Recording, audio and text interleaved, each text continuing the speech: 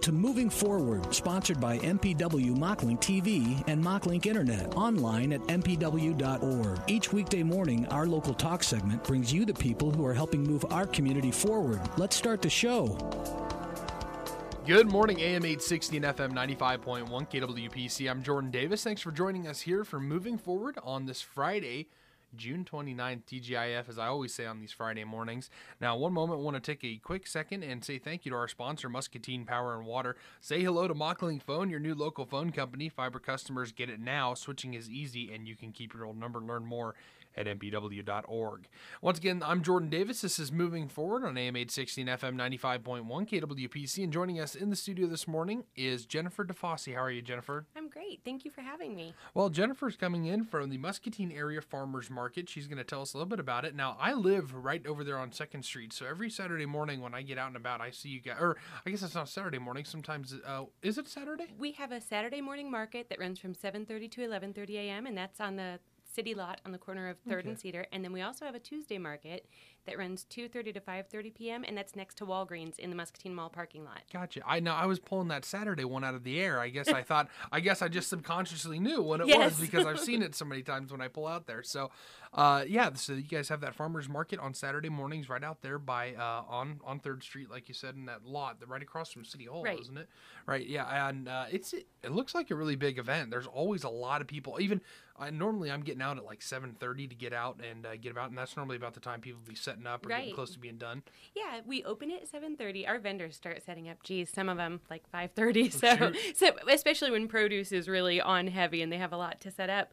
But yeah, that's our big market. We have around 30 vendors a week. You know, more when the produce is on heavy and fewer when the season begins and ends. But yeah, it's a great market. That's great. What kind of items are there? What kind of produce? Like right now, this time of year, what are you seeing most of? Well, right now we have a lot of greenhouse produce. We have a lot of our growers are growing in high tunnels and greenhouses. However, within the next week to 2 weeks, we are looking for a produce explosion. That's when the sweet corn will be coming on. Probably, I would say, if you are looking for sweet corn and cantaloupe, I would start looking next weekend. Not tomorrow, I don't think. Maybe, but I don't think so. I think next weekend. And then 2 weeks after that, muscatine melons, which is really when the market people swarm. Great. Muscatine melons, like, what would that be? Well, the soil here is just spectacular for growing watermelons, and our vendors grow all kinds of varieties. We have the red seedless and seeded. And then lots of yellow watermelons have become really popular at the market within the past couple of years. But then we also have different honeydew varieties and cantaloupe as Gotcha. Well. Okay. So all sorts of melons. So yes. Or muscatine melon. I gotcha. Yep. Okay. Well, that sounds great. And man, you just can't beat a good watermelon, especially really on a hot summer day. Holy Although cow. Apparently you can, because I just held a contest on our Facebook page to see which is more popular here in Muscatine homes, Iowa sweet corn or muscatine melons. And muscatine melons lost to sweet corn. Really? Yeah. Everyone Wow. loves their sweet corn. Yeah, I mean, I certainly wouldn't complain about it. It'd be hard if you had a plate of sweet corn in front of you or a plate of watermelon. It'd be kind of hard. It'd kind of depend on what part of the meal you were at. We don't choose at my house. Sometimes that is the meal in the summer, sweet corn and watermelon. That sounds delicious, and that's awesome. So, when did this all get started? How many years now have you been doing this? So this is our 25th season. We started in 1993. We've completed 25 seasons now, and it started with just 3 vendors. And really? Yeah, and it has just grown exponentially. Monica Duffy she's our longest standing vendor. She's been there about 21 years now. So she's been there almost since the start. Wow. We don't have any of the original vendors at this point, but we are always getting more vendors. And in fact, if anyone listening would like to become a vendor, we're always looking for new vendors. You can go to our Facebook page. It has both my email and my phone number on there. But anyone who's selling something or interested in selling something that they either grew or made, our market is 100% homegrown or handcrafted. So if you grew it or made it and would like to consider being a vendor, we're interested in having you. So you do crafts as well. It's not just produce. Oh, no. We have so many super talented crafters.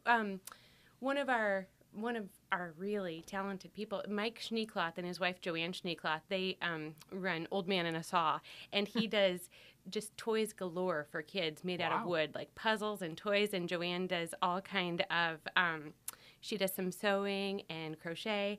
But yeah, we have, it's not just produce. Some of our really popular vendors, Megan Evans does cold brew coffee concentrate, which is just absolutely incredible. It will wake you up in a hurry. And then we have Bonnie. Bonnie is another one of our longtime vendors. She does herbal jams and jellies, which are phenomenal. I think one of her biggest sellers is blackberry basil. It is so good. That sounds like it'd be good.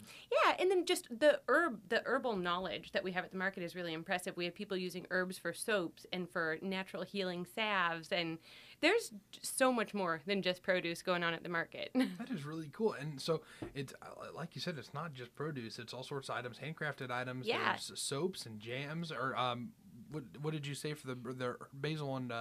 That jams and jellies. It's the jams and jellies. Okay, so make sure I got that one right. That's really cool that there's all those different things. When I first was reading about it, I thought, it's a farmer's market. They're going to be doing produce, sweet corn, watermelon, stuff like that. And that is always the number one focus for sure. Well, that's really cool. So, and now these other vendors, when do you guys get started? Right at the turn into summer or spring, or? No, we run May through the very first Saturday or Tuesday, whichever comes first in May, to the very last Tuesday or Saturday in October. Wow. So when we start, it is mostly crafters, and when we end, it's mostly crafters. Gotcha. But during the middle, it's all about the farmers. That's awesome. That sounds like it's a whole lot of fun. And, you just really can't beat that farm to table. You definitely can't. Environmentally, it's the best way to shop. As far as flavor and and just supporting your local economy. It's Absolutely. Definitely a good thing. So now you already mentioned how people can get signed up so that they can participate as well if you're a farmer or a grower out there and you've got items you really would like to bring in. So is there a process? Like, do they have to have some kind of license in order to sell food in the state of Iowa or anything like that? It really depends on what they're selling, but for most people the answer is no. A farmer's market is thankfully not very heavily regulated. Gotcha. It's really about community, and it's a simple process. If you're selling hot food or prepared foods, it's a little more complicated. You might have to get a potentially hazardous license. There are no licenses required for farmers or most bakers. As long as you're selling things that are shelf stable, it's really not much to it. They don't have to be heated or anything constantly. Okay, I see. That makes a lot of sense. So that, like the cold brew, is that cold brew she makes it there, or is it she sells a cold brew? She sells the concentrate. Well, she also does make some fresh there. So Megan does have special licensing that most people don't require, but she sells it by the jug, or she'll make you one fresh there. Excellent. And the concentrate she actually makes at home. It's a really neat process. Wow, so there's all sorts of really cool things and really sound like tasty things happening over there at the farmer's market too. I can't believe I just drive by it every morning. I haven't stopped yet. It seems like I drive by, I go and I start my day, because Saturdays are sometimes work days too. Sure. So I never think to stop by on my way back through. So what times do you run again on Saturdays and Tuesdays? 7:30 to 11:30 a.m. on Saturdays, and Tuesdays are 2:30 to 5:30, and that one's at the Muscatine Mall. And you need to stop down. I'll hook you up with a nice cold brew coffee and Monica Duffy's famous cinnamon rolls. Ooh, that does sound good. Wow. So, folks, that's a really fun way to especially help support your local community. Absolutely. Because these are local folks coming out to show you their trade, their whether it's craft or produce. So be sure to stop out. Now and let's one more time remind everyone that you're going to be across the street from City Hall, there on 3rd Street, and also in the Walgreens. We're right next to Walgreens at the Muscatine Mall parking lot. Okay. We moved down this year because, where we used to be is... Oh, that fireworks stand. Oh, well, we're right next to the fireworks stand this year. Yeah, we moved down. We were further north, and now, we're down by the fireworks stand, which actually is really good for business for both of us. Excellent. Yeah, go get your fireworks and get some produce while you're down there. That's great. Well, thank you, Jennifer. Really appreciate having you in. I mean, the farmer markets are just really important parts of communities. It's a fun way to get involved, and you can go and engage with some of your local tradesmen. It is so important because it's the best way to know what you're feeding your family. You know, when you're talking to the person who grew it from seed from day one, they can tell you, what pesticides were used, if any, if it was organic, the variety. So and some of those greenhouse things, like tomatoes and other things that are grown in there. My dad really enjoys the garden during the summer.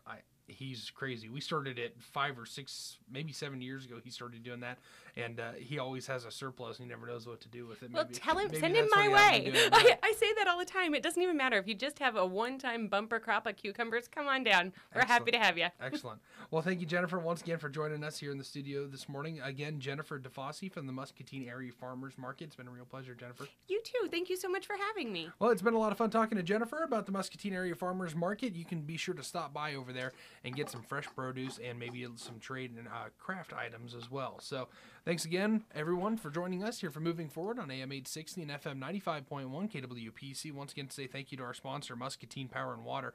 MockLink is always Muscatine's fastest internet, and gigabit speed is coming. MockLink TV beats satellite and includes video and music streaming. New subscribers save big, even more when you bundle. Learn more at mpw.org. I'm Jordan Davis. This is Moving Forward on the voiceofmuscatine.com.